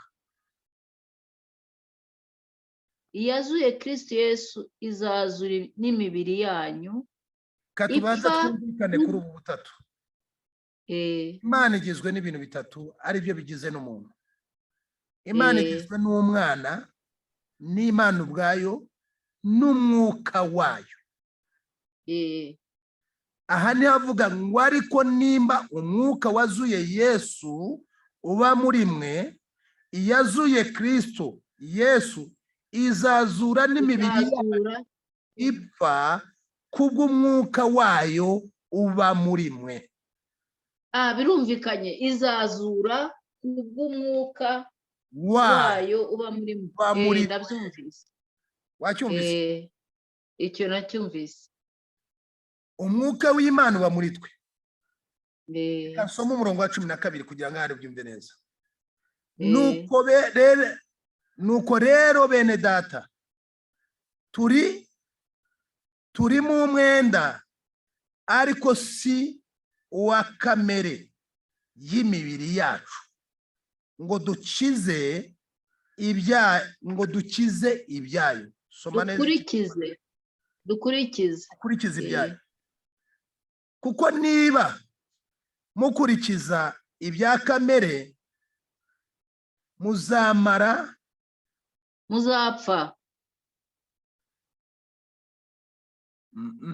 soma 13 twumve. kuko niba mukurikiza ibya kamere y'umubiri muzapfa,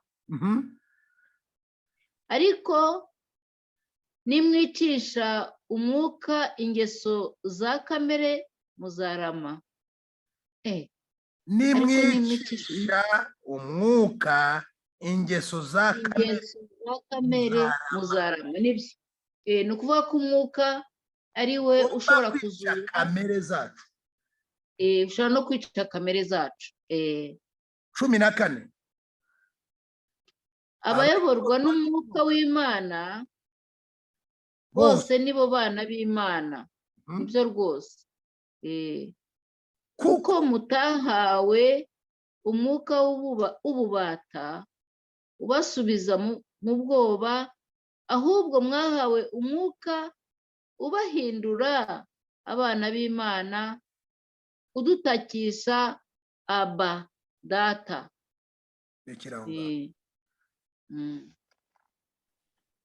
Nibyo.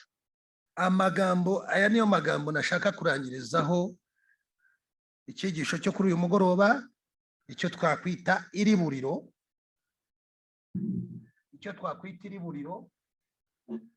Hanyuma tugashaka undi munsi. Nabifashe no mu mutwe, twatangije Itangiriro 2 kuva kuri 1 kugeza kuri 25. Urambeshye.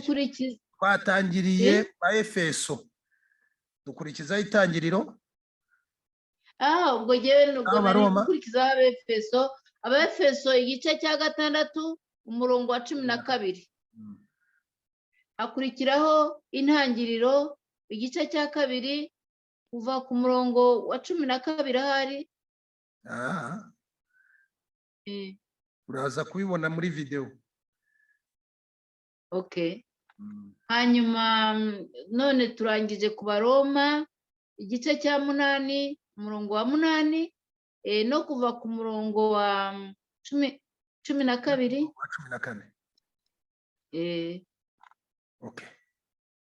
Hari ikibazo kimwe gusa wambaza kugira ngo dutandukane? Nakikubaza. Ni gute umuntu yanesha abo bazimu babi batashimishije Imana? Icyo ngira ngo nicyo tuzaheraho, kuko already ntabwo uriga. Ntabwo ndigutwa, byari introduction. Batera gute, wabamenya ute, ibimenyetso bibaranga. Ikimenyetso kiranga umuntu w'abazimu ni ikihe? Ikimenyetso kiranga area cyangwa agace urimo ko gatewe n'abadayimo n'abazimu. Ikimenyetso kiranga umuryango wawe ko atewe n'abazimu. Ibyo ni ibimenyetso tuzagenda twiga, kandi uzasanga hari aho wabibonye, hari aho ujya ubibona, cyangwa ugasanga nawe wabyibonyeho. Inzu ntuyemo ntibigutere ubwoba, ariko abandi bose bananiwe kuyibamo. Kuko njye nababwiye ngo tukihagera nahise numva hari za ruhumbi. Abaturanyi bambwira yuko hari umwana wa nyiri iyi nzu, kuko ni inzu zubatswe muri za 56 gutyo. Noneho ngo akaba yari umuntu wanywaga inzoga, akanywa itabi ryinshi, akagira gute. Ariko tukihagera ni inzu yari ifite ibirangantego bijyanye natwe, amavure y'icyatsi kibisi, ibiki. Mbese nahise numva ari inzu nishimiye cyane. Ariko ndakubwiza ukuri, naricaraga nkatembaga, ugasanga hari ikintu iteka kinjyana, cyangwa ukagonga urukuta, cyangwa ibintu ntigeze mbona mu buzima bwanjye. Kandi n'abana banjye bakambwira ngo ntabwo bumva bahishimiye. Ariko ndakubwiza ukuri, baratsinze bose, batsinze amashuri, bagize bate. Ariko icyo kintu cyo kuvuga ngo imbeho iraje ibaye nyinshi cyane, kandi twebwe twarishye ibyangombwa nashyizemo za fiyure z'ibihumbi 2,500 ibintu nk'iki, ariko bakambwira bati ntabwo tuzi impamvu harashyuha ariko tukanakonja. Noneho nyuma rero naje guhasengera cyane, mbona noneho biratangira bigenda neza, ariko amezi ya mbere 2 nakoze agisida ku kazi ahantu hatumvikana, mbese nagize ibigeragezo byinshi cyane.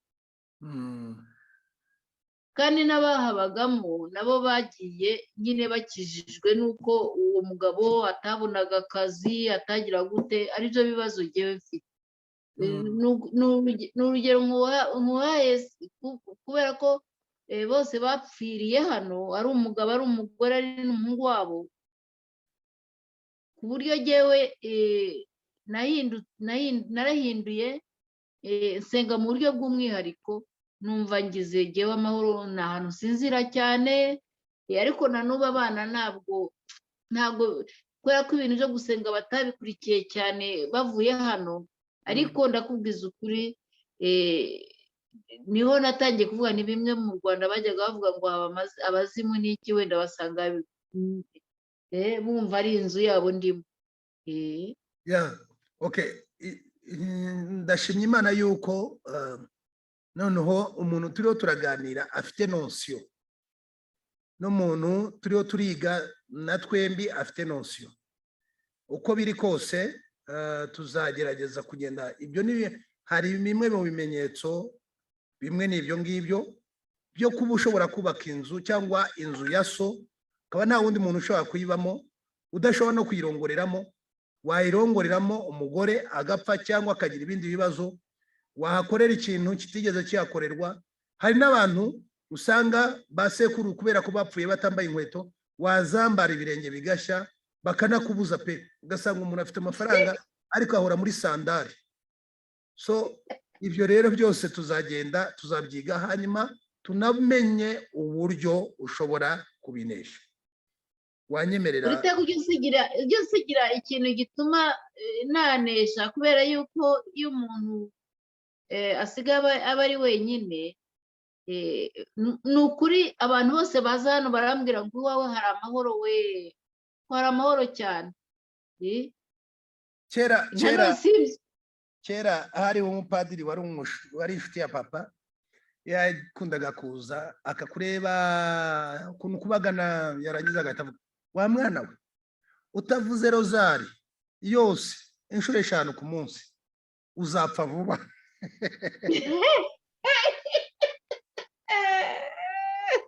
No, ugahita wicara ukavuga, ubu koko irozari nayivuga inshuro 5 ku munsi yashoboka, kereka nta kandi. Ariko yarakabyaga kameme. Yari umugabo, yari umupadiri w'umwana mwiza cyane, yakundaga gusetsa, ibintu byiwe byose yabifataga mu buryo mu gifaransa ibyo bita rarigeur. Yari umugabo cyane, yari umwana mwiza. None rero nawe nsigira ikintu cyatuma nesha. Bibiliya ivuga amagambo akomeye, iravuga ngo hariho imyuka mibi iturukanwa no gusenga. Nacyo wivunika binyandikire, genda za kubishaka muri Bibiliya. Okay. Ngaho rero senga turangize nirukanke ndebe uburyo navugana n'abandi bantu. Uwiteka Mana yacu, usingizwe kuri uno mwanya tumaze n'umukozi wawe Ben Mugisha. Ndakwingize rwose ngo wiheshe ikuzo muri iyi saha tumaze, ari mu byo tugiyemo, ari n'ibyo tuzajyamo byose, uzajya ukomeza wiheshe ikuzo, kugira ngo ubutware bwawe n'ubwami bwawe butubemo, kandi abanzi bacu ari bo za roho mbi bose ubatuneshereze, maze nje gutabaza kugira ngo Ben Mugisha umwongerere imigisha koko nk'uko izina rye ribivuga, umwongerere inema ya yindi ituma yumva anezerewe, inema y'ibyishimo, inema y'amahoro, inema y'ubutsinzi, inema y'urumuri. Rwose we n'abe bose bajye bumva batsinda buri gihe, kandi nanjye umujakazi wawe unyibuke iteka nkunezeze njye mpora numva twese tukwishimiye ndabigusabye ngo muri ano masomo uzigaragaze cyane kandi utsinde ubwami bwawe buze mu isi amina Imana iguhe umugisha rero amen kandi ikomeze kukurwanira no kuruta uko twebwe twabitekereza. Imana iguhe Amen. umugisha. amen amen Yeah. Bado? urakoze cyane Okay. Reka ngira ngo tuzashaka undi mwanya naho twakwiga kabiri mu cyumweru kuko iri ni isomo rinini, ni isomo ritwara hafi igice cya Bibiliya. ushatse wanambwira mu gitondo niho nsenga cyane na nijoro Mu gitondo ntabwo naboneka rwose. Wo ku manywa. Tuzashaka turaza kureba uburyo twabikora. yego Ngira ngo ntabwo bizaguhisa nabi igihe tushobora guhamagara n'abandi bantu kugira ngo ndeke kujya ntatanya imbaraga mwigire hamwe. n'ubundi byaba ari byiza cyane. Ikibazo ni uko wenda ntabazi ibibazo byinshi ariko rwose nanjye byashimisha wigisha abantu benshi. Ntacyo. Nanjye nzabwira abantu baze. Bwira abantu nta kibazo rwose. Okay. Bwira abantu. Ibi ntabwo biri mu idini, ibi birimo kwiga no kumenya no uburyo bwo kurwana kuko ikibazo abantu bafite ni ikibazo cy'intambara zo mu buryo bw'umwuka. Umuntu akabaho imyaka 10-15 atagira akazi. Nizeye ko ntakunanije cyane ariko. No problem. Iyo niyemeje gikora. Urakoze cyane. God bless you too. Tukaba wakoze cyane. Yego nawe. Umugoroba mwiza rero.